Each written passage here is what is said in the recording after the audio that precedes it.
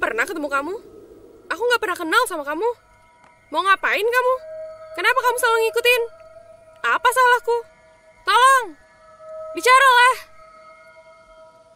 Jangan menatapku seperti itu. Ngomong, aku mohon. Ngomonglah. Hampir setiap malam, aku selalu dihantui peristiwa itu. Gadis yang berpakaian aneh itu selalu hadir dalam mimpiku.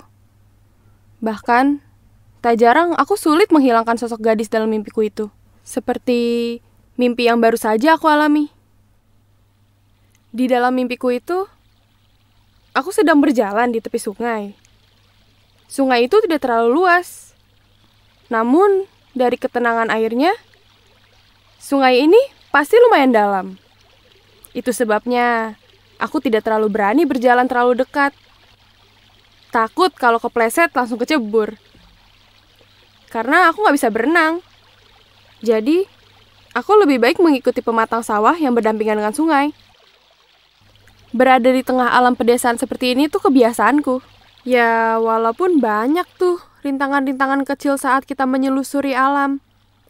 Seperti ranting kering yang melintang, tanaman berduri, tanah yang masih lembek, atau ular yang tiba-tiba lewat.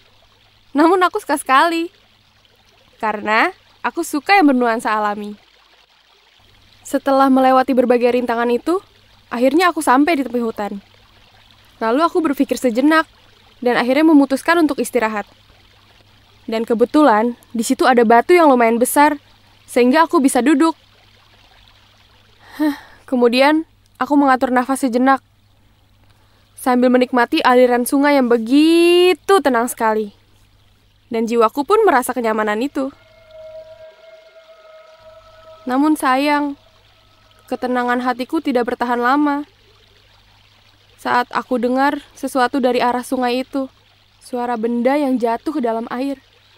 Plung! Aku melihat sekeliling. Tidak ada siapa-siapa. Lalu aku melihat kembali ke sungai. Dan tidak ada apa-apa. Hanya gelombang kecil akibat benda yang terjebur ke dalam air. Lalu, plung! Dengan spontan aku berdiri, mencari tahu dari mana asal benda yang terjatuh ke sungai.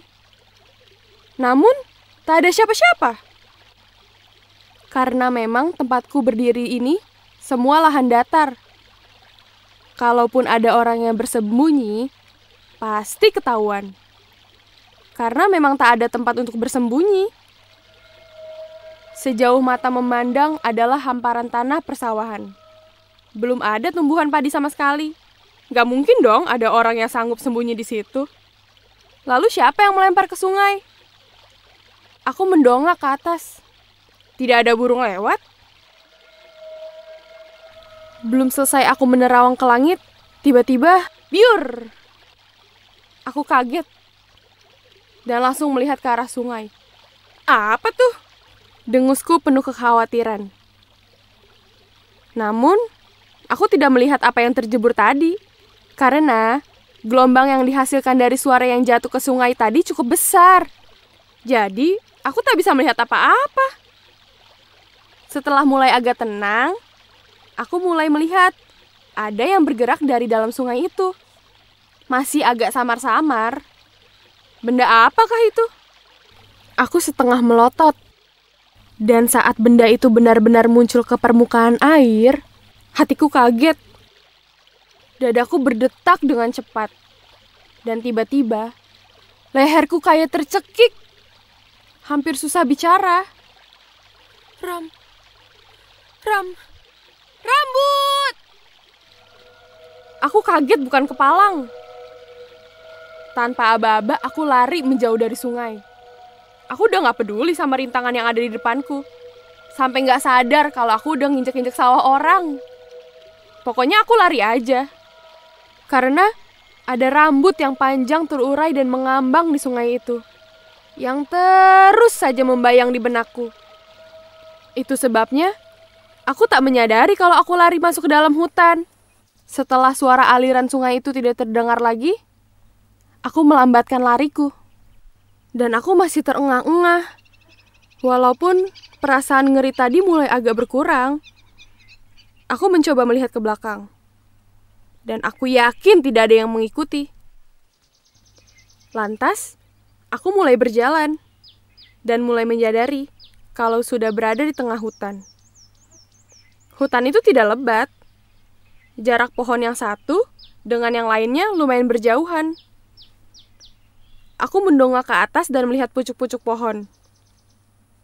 Aku jadi teringat dengan rumah Narti, gadis remaja yang mati setelah dibisikin setan. Aku jadi curiga. Jangan-jangan...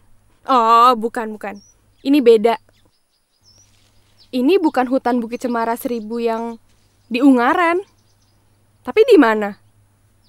Aku mulai parno lagi. Tapi karena memang aku ini bukan penakut, aku terus melawan rasa takut itu. Kepalang tanggung. Aku sudah terlalu jauh masuk ke dalam hutan. Aku tidak boleh berhenti. Daripada aku harus kembali ke arah sungai. Dengan perasaan masih diselimuti ketakutan, aku tetap berjalan menerobos hutan cemara ini. Aku cuma bisa berharap bisa segera keluar hutan ini di sisi yang berbeda. Tapi, baru berharap seperti itu, tiba-tiba aku seakan mendengar orang-orang memanggilku. Spontan aja aku berhenti. Aku melihat sekeliling. Hanya pohon cemara. Ini mungkin perasaanku saja. Baru melangkah, suara panggilan itu datang lagi. Aku berhenti. Dengan perasaan masih takut sekali. Aku mencoba berbalik, tapi tidak ada siapa-siapa. Namun suara panggilan itu masih ada. Sekarang dari arah yang berbeda. Suara panggilan itu nadanya seperti orang yang minta dikasihani. Suaranya melas banget. Yani